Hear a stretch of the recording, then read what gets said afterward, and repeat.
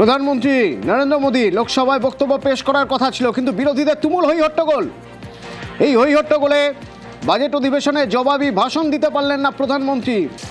বিরোধীদের হট্টগোল, দফায় দফায় মুলতুবি হয়ে গেল অধিবেশন।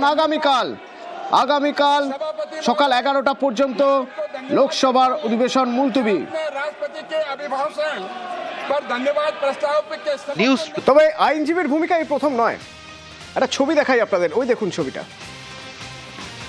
এখানে একটা ছবি আছে, 1996 সালের ছবি, বালুরঘাটের ছবি। এই দেখুন, আইনজীবীর ভূমিকায় মমতা বন্দ্যোপাধ্যায়। বালুরঘাটে কি হয়েছিল 1994 সালে? কি হয়েছিল 1994 সাল?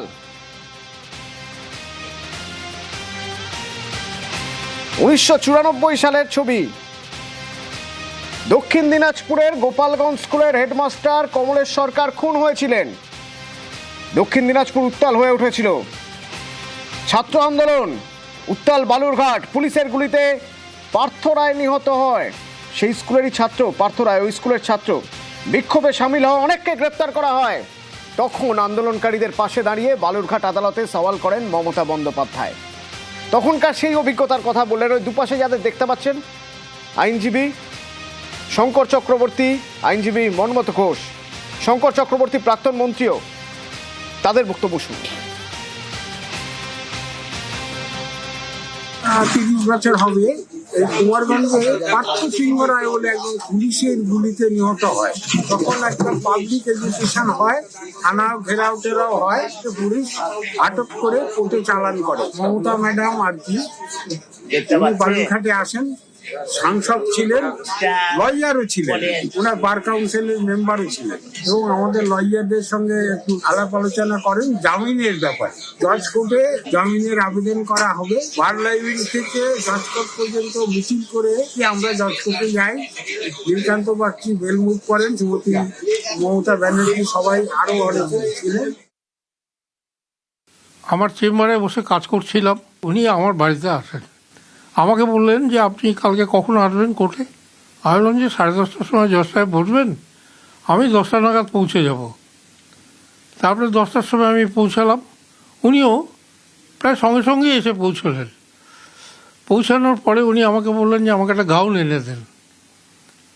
তা আমি ওনাকে একটু তাকাতেই উনি আমাকে বললেন যে আমি কিন্তু আইন পড়াশোনা করেছি, আইন পাস করেছি, আমার এনরোলমেন্টও আছে, আপনি গাউন আমাকে একটা জোগাড় করে দেন।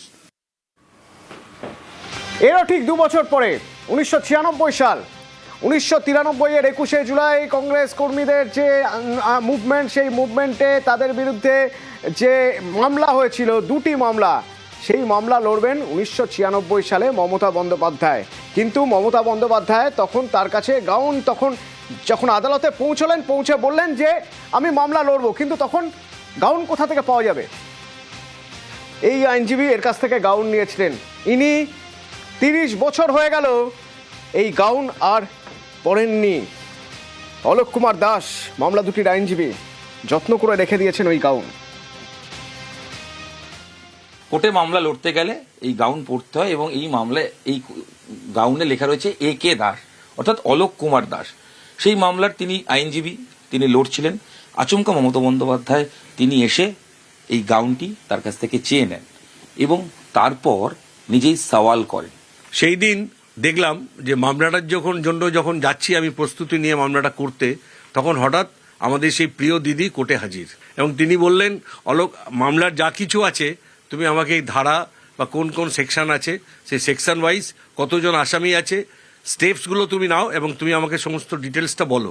একজন নেত্রী, যিনি আমাদের সকলের এত শ্রদ্ধেয় এবং এত কাছের নেত্রী, উনি যখন কোর্টে গিয়ে অ্যাপিয়ার করলেন, মনে হচ্ছে একজন সুদক্ষ আইনজীবী হিসেবে প্রত্যেকটা ধারার এলাবোরেটলি উনি ডেসক্রাইব করলেন কোর্টের কাছে।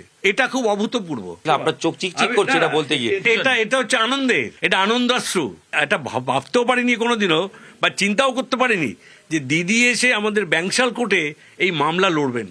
কোর্টে মুভ করতে গেলে গাউনটা পড়তে হয়, গাউনটা চেয়ে নিলেন। আর উনি তো জানেন সবকিছু, উনি একজন নিজে তো সুদক্ষ লয়ার। তা আমি এই গাউনটা নিজে কোনোদিনও ব্যবহার করিনি, আমি এটা রেখে দিয়েছি সযত্নে তুলে।